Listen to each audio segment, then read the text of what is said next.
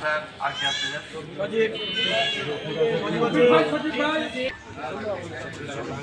নাম জানে নাম জানে যদি কারণ থাকে তোমাদের কোনো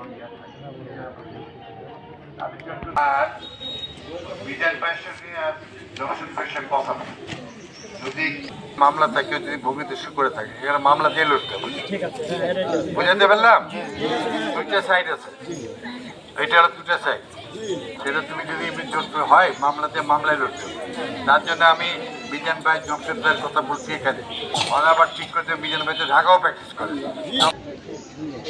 জোর করে সবাইকে আমি আজকে কষ্ট করে এখানে আসছে সেই জন্য আর কেউ মিছিল না করে যে যার মতো বাড়ি যাওয়ার আমি অনুরোধ করছি। লক্ষ্মী ভাই আমার সবাইকে আমার চাচি পানি খায়নি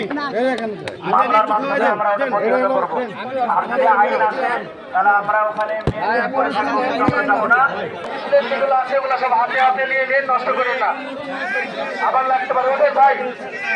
সভাপতি করেন, যেমন পার্টি করেন, ওয়ার্কার্স পার্টি করেন, যা ইচ্ছা করেন, অসুবিধা নেই।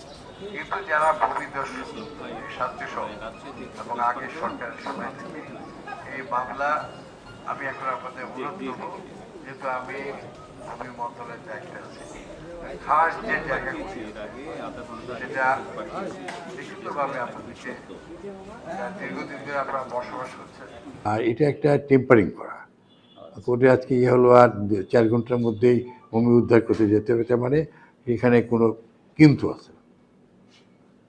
আমাকে 6 দিন 7 দিন সময় দিতে হবে, সেটা না দিয়ে চট করে দিয়ে ভেঙে দেবো, এটা অন্যায় হয়েছে আমি মনে করি। আমি একজন ব্যক্তি, একজন মানুষ হিসেবে এটা মনে করি। ও সেই হিসেবে তারা প্রায় 40-45 বছর ধরে আছে আর যে জায়গাগুলোতে সেগুলো যদি খাস ক্ষতি না হয় ভূমি মন্ত্রণালয়, অবশ্যই আমরা তাদেরকে 1 কাঠা হোক, 1.5 কাঠা হোক, 2 কাঠা করে হোক, 2 কাঠা করে হোক, তো আমরা চেষ্টা করব ডিসির মাধ্যমে আমার দিয়ে দেওয়া। তাদেরকে আমি অ্যাপ্লিকেশন করতে বলেছি। এটা অতীতের যারা এগুলো জায়গায় দায়িত্ব ছিল তাদের ব্যর্থতা হচ্ছিল। আমিও নির্বাচন করতে গেছিলাম, সেখানে তাদেরকে আশ্বাস দিয়েছিলাম এটা আমারও পবিত্র দায়িত্ব। তারা নিঃস্ব গরিব, দীর্ঘদিন ধরে প্রায় 45 বছর যেখানে সাচ্চু বলে একটা ছেলে, এটা হচ্ছে আমাদের মোহনী কাকার বা দেশ সম্পত্তি। এটা তারা হচ্ছে ভূমিদস্যু। আগের ফ্যাসিস্ট সরকারের সময় এখানে লিটন ছিল এবং যারা ভূমিদস্যুরা ছিল, সাহু ছিল, তারা মিলেই এগুলো জনগণের এই সম্পদ তারা দখল করার চেষ্টা করতো। তো সেই জন্য অনেক সময় তারা ভুয়া মিথ্যা মামলা দিয়ে হয়তো তারা চেষ্টা করছে।